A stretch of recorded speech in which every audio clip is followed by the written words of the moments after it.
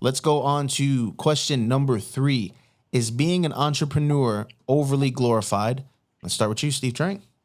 I think the perception of being an entrepreneur is overly glorified. What tricked me into getting into being an entrepreneur was the ideas that I could just hang out on the beach and drink, Mai Tais and pina coladas all day, and just chilling on the beach. And the reality is, it's a lot of freaking work. You're working way harder.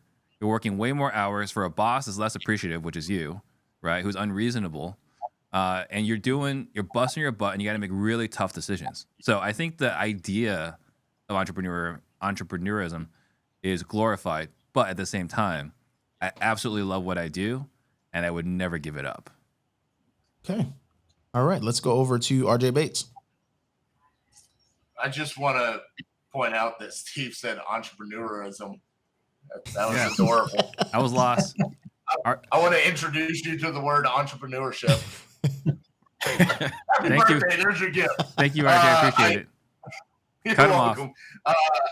I personally think, no, I think if anything, in my personal experience of being an entrepreneur, I feel like people don't quite understand what we go through unless they are an entrepreneur. And so there's less connection. There's less understanding of what's going on. When I was working at W2 and I was working for someone else, everyone always wanted to talk about what I was doing with work and stuff like that.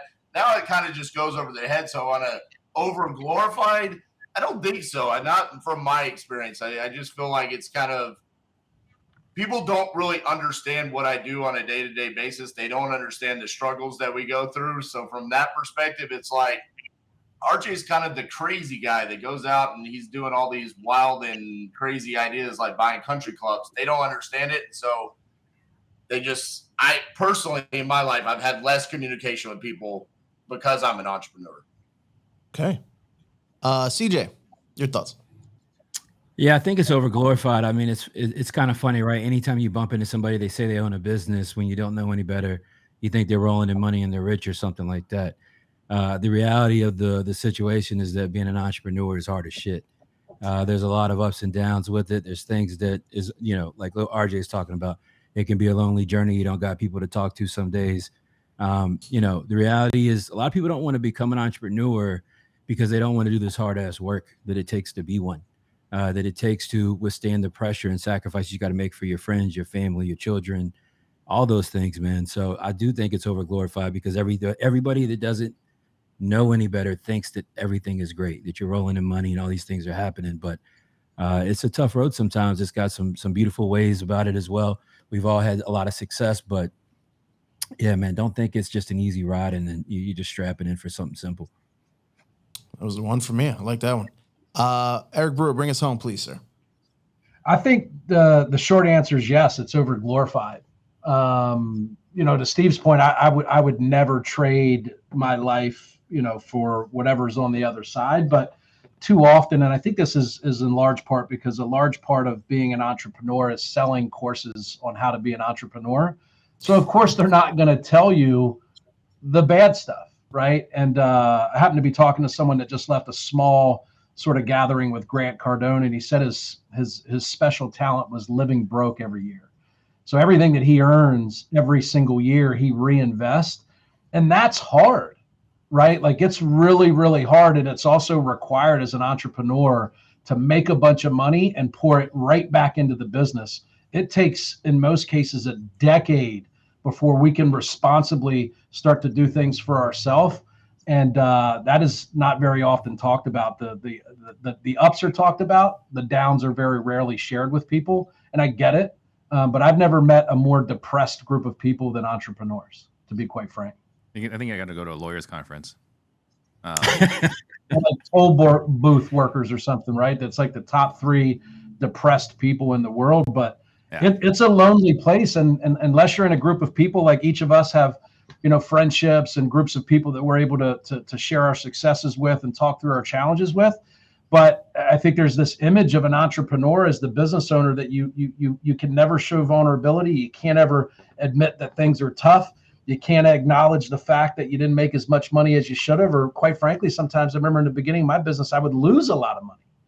And no one ever talks about that, right? And so we end up internalizing all that, which is never healthy. And most people do not get a fair description of what it's like before they sign up. Yeah, I mean, you look at what's you see in social media, right? You see the big checks, right? Like, let me show you this check for $45,000. We're gonna completely disregard that I had to pay an acquisition rep. I might have had to split that with someone else on a joint venture deal.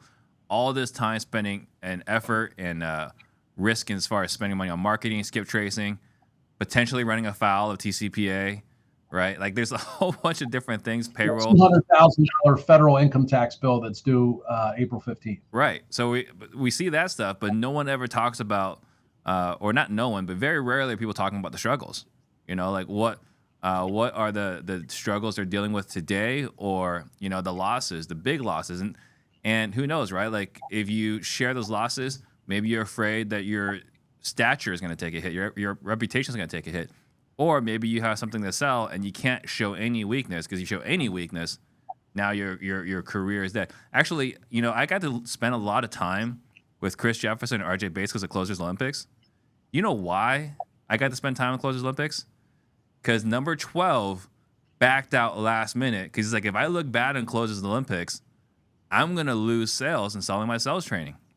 So they called me. Hey, Steve, you have a sales training product you want to do? I was like, hell yeah, I'm going to do it. I'm going to win. I'm going to sell a shitload of sales training. But but That's real. That's real. but that was, why did I get that opportunity? Because someone else backed out because they didn't want to look bad. Yep. And you know what's crazy? I've said this for years. You know, entrepreneurship is one of the loneliest things that you can do in life. It's because everyone assumes that you have all the answers and you know everything. And if you go back and you hear majority of stories told in the podcast, it was like, I didn't know shit when I got started, but I just took that. But then suddenly your whole family and friends are like, man, RJ didn't know anything 6 months ago, but man, he really got his shit together and he knows everything now. And you put that burden on your shoulders.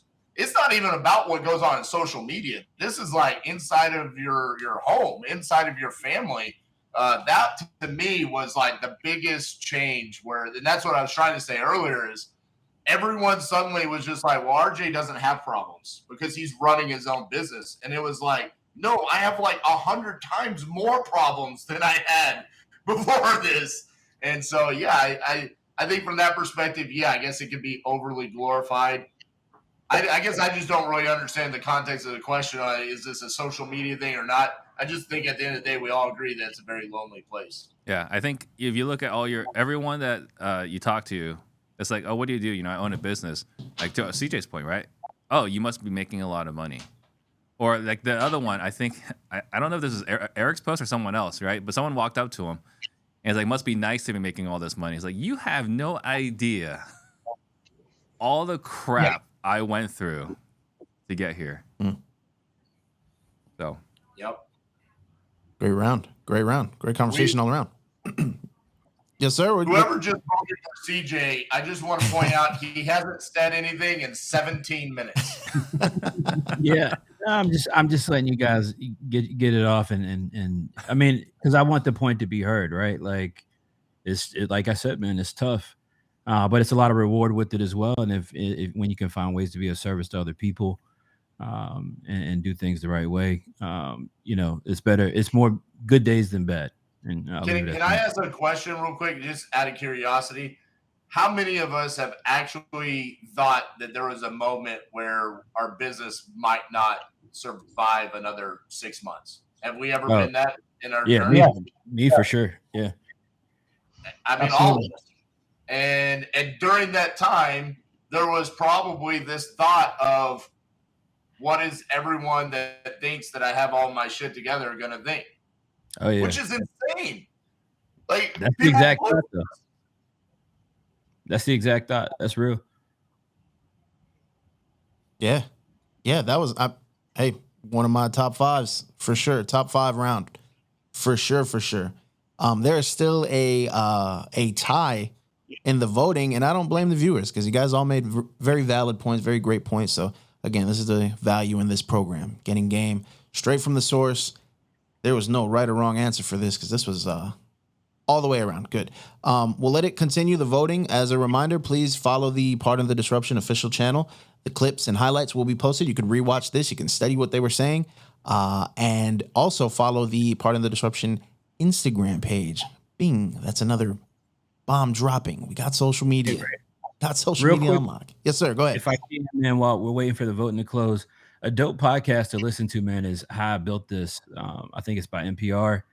Just hearing about some of these really huge companies and businesses, the Twitters, the Facebooks, and all these crazy companies, and how they started at inception just as an idea, and all the painful things they had to go through as entrepreneurs to build these big, huge brand name businesses that we all know. I think it's a great podcast that puts in perspective really, what being an entrepreneur really is all about, for sure. Noted. All right, guys, let's still get some votes in there. There's 65 people watching live, and there's only 26 votes that were placed. And there's a potential tie right now, but everyone's kind of within striking distance. So it is right there for the taking. I think we're going to leave it up for another minute or two. Yeah, I mean, it's 26% for 3 people. I think we should get everyone a point. Eric just took the lead. I think we should close it now. That is a point for Brewer. There we go, Eric. I got you. I think I owed you a point. I think I owed you a point, man. He just logged in.